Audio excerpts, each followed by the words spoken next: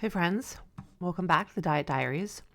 This episode is coming out on Monday, March 24th. We say this all the time, but time is weird, time is crazy. I can't believe it's already Monday, March 24th. Right, just feels like, I don't know, New Year's was 5 minutes ago. I'm happy. I love spring. Spring is my favorite season. And we've had some really nice kind of warm days in New Jersey after what's been like a really, really cold winter. So I'm excited. I know a lot of you out there who suffer from allergies don't love spring. I'm sorry that you have to go through that. I love spring.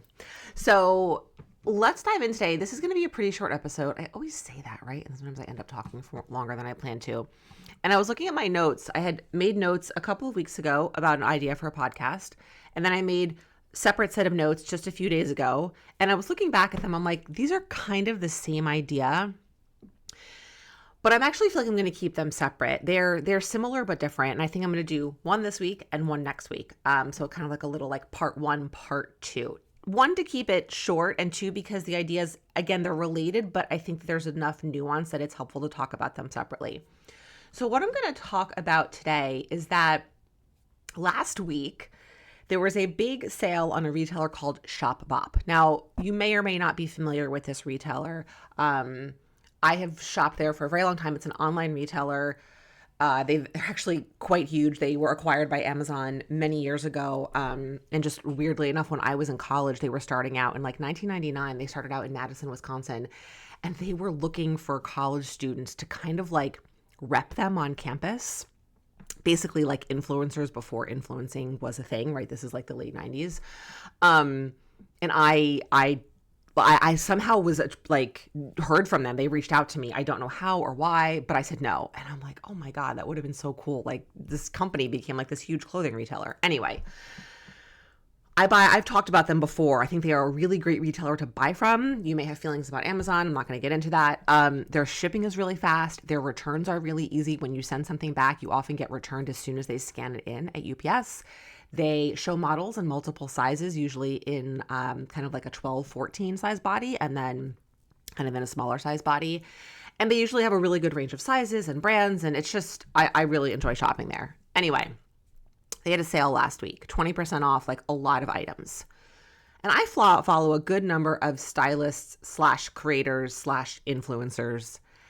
And the amount of links that were being posted by all of these people was overwhelming. In stories, in their Shop My's, in their Shop LTKs, all the different platforms where like creators basically make money off of what they post.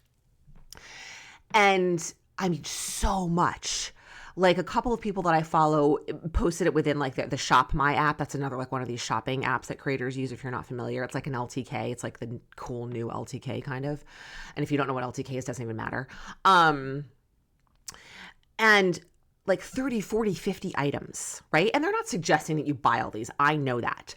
But when you're following all these different people and all of them are posting different stuff, you're basically getting fed links to hundreds of items of clothing in one day with a lot of messaging around like, you need this. This is must have. This is the look of the season.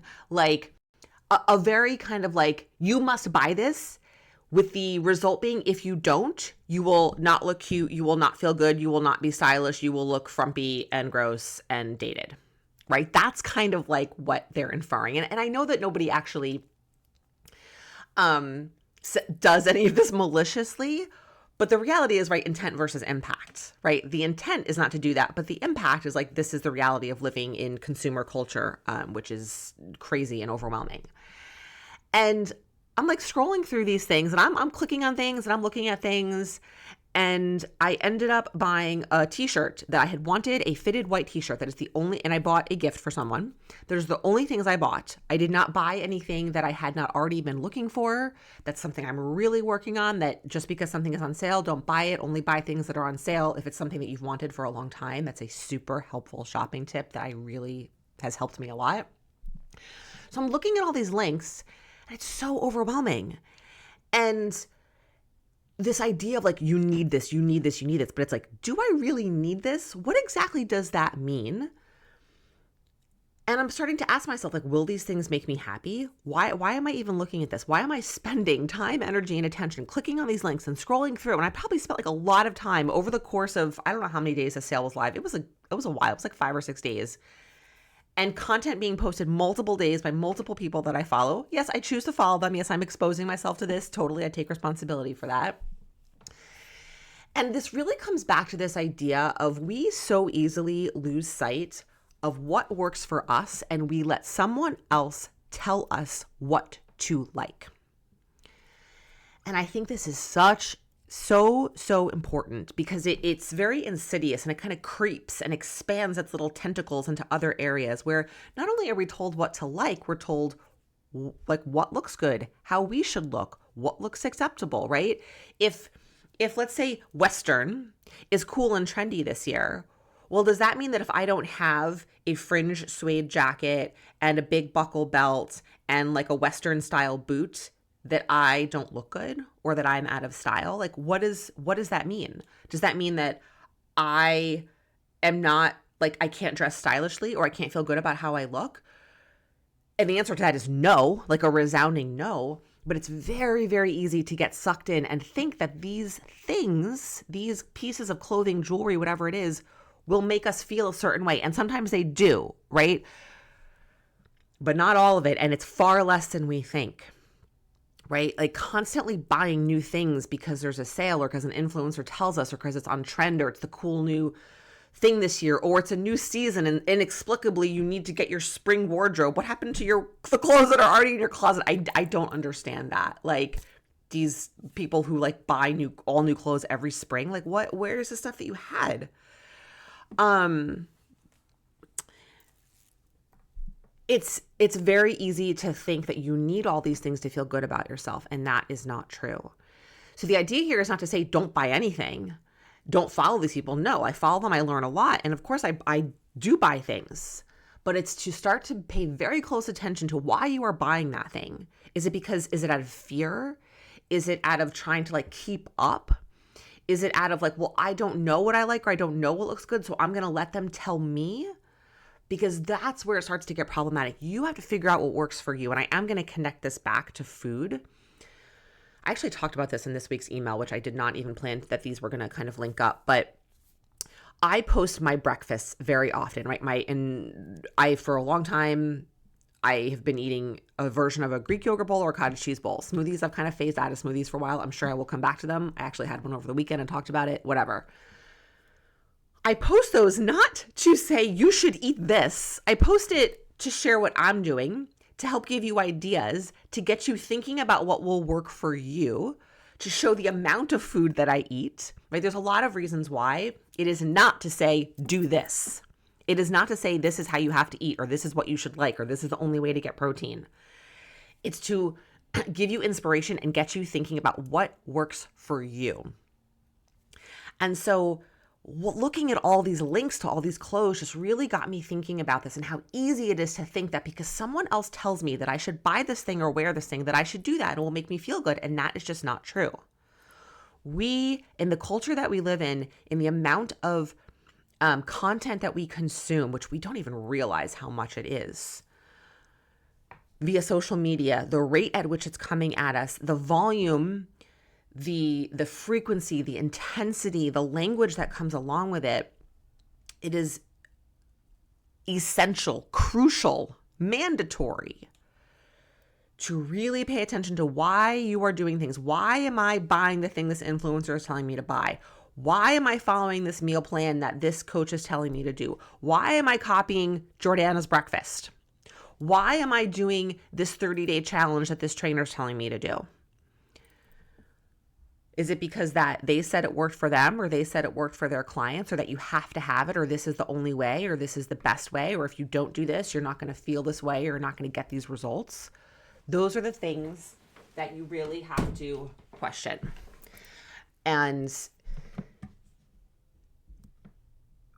when you do that, you will start to be able to take action much more in alignment with your values and much more in connection with what feels good for you with who you are and less being pressured from the outside.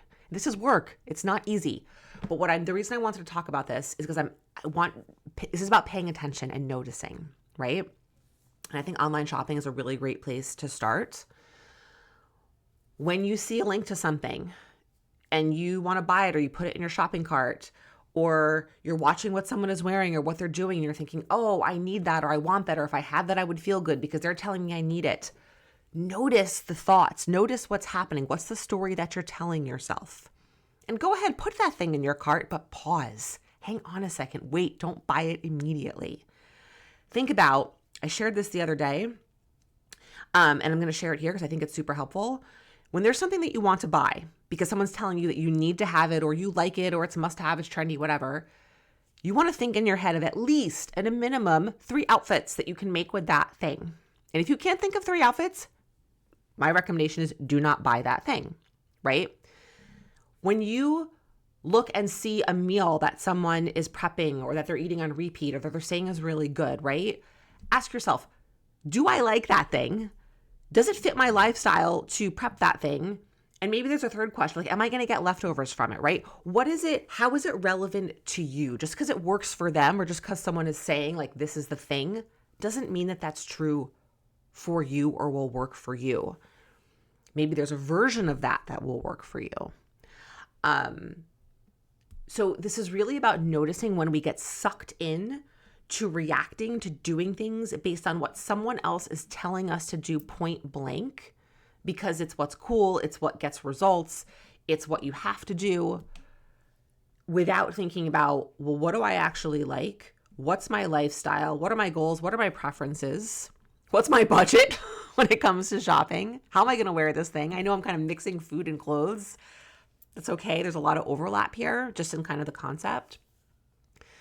And yeah, I think that's really what I wanted to just kind of talk about today.